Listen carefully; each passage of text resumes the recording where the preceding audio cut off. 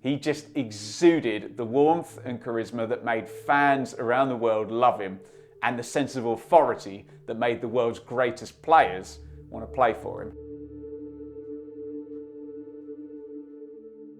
I got asked about Sir Bobby Robson the other day on a watch-along and mentioned that I'd met him, but I wanted to tell the story properly, so here goes. I looked up the date. It's April 2001. I'm a teenager working at a hotel in Ipswich, taking the room service up to people's rooms and polishing all the glasses and the cutlery. This was the hotel where the majority of the away teams coming to play against Ipswich would stay. Newcastle were the visitors, and all anyone was talking about was the return of Sir Bobby Robson to face Ipswich for his first competitive game at Portman Road since leaving to take the England job nearly 20 years prior. So off I popped for my Friday night shift at the hotel. It was always pretty busy when there was a football club staying there. As you can probably imagine, I wasn't the most committed to the hospitality trade, but if there was a chance to meet one or other of my footballing heroes, that certainly made me a little bit more attentive.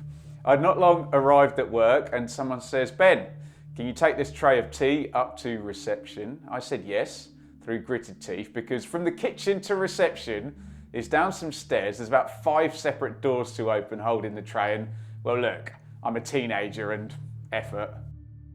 So I walk into the reception and I immediately spot him. Now, I may not have been around to watch Sir Bobby win the UEFA and the FA Cup with Ipswich, but my first memory of ever loving football was Italia '90, where he took England to semi-final penalty shootout, heartbreak, Gazza's tears and all of that.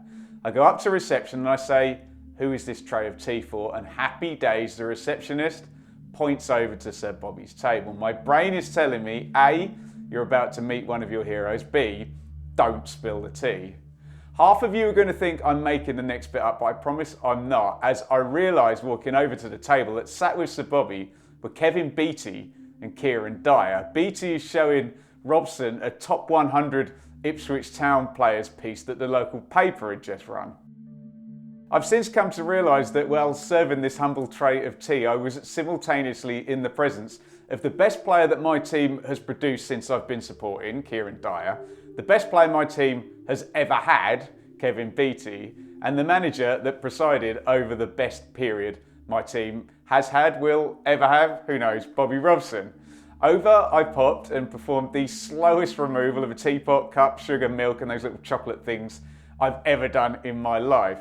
I tried to listen in, it's all a bit hazy, but I do remember Beattie still called Robson boss, and he was proudly showing him the article. Presumably he was number 1 in that list.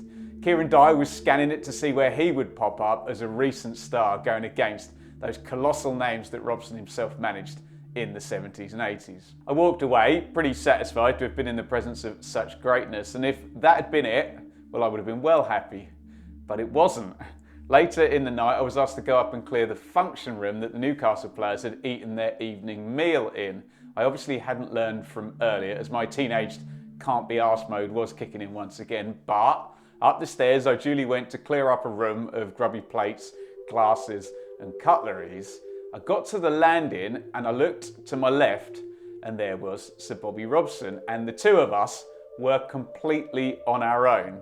He said, "Son, can you tell me where my room is?" And when he showed me his key, I realised he was completely lost at one end of the hotel and his room was at the other. Now, I'm not known for my quick thinking, but you'll probably be quite impressed with my response. Of course, "I'll show you to your room, Mr. Robson." Now, of course, it's hard not to look back and think, oh, why did I say that? I wish I'd said this, I wish I'd asked that. But to so many football fans, the chance to have taken a 3-minute walk with Sir Bobby Robson is something you can't look upon with any regret. It was all small talk. Are you looking forward to tomorrow? And of all things I asked, I remember saying, are you going to sign Titus Bramble? Which he actually did sometime later. What I do understand though is that what everyone said about Sir Bobby was true. He just exuded the warmth and charisma that made fans around the world love him, and the sense of authority that made the world's greatest players want to play for him.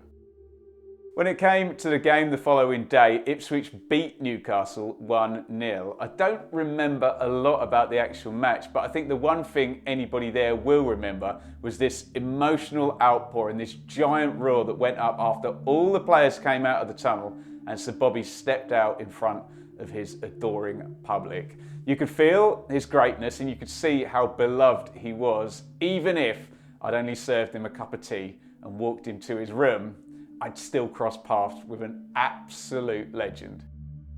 Thanks for listening, guys. Bit different, that one, I know, but I hope that you can tell it's a very special memory for me. Let me know down in the comments if you ever got the chance to meet one of your football heroes and how it went down. Now, there are very few other managers that get mentioned in the same stratosphere as Sir Bobby Robson, but one of them was definitely Brian Clough.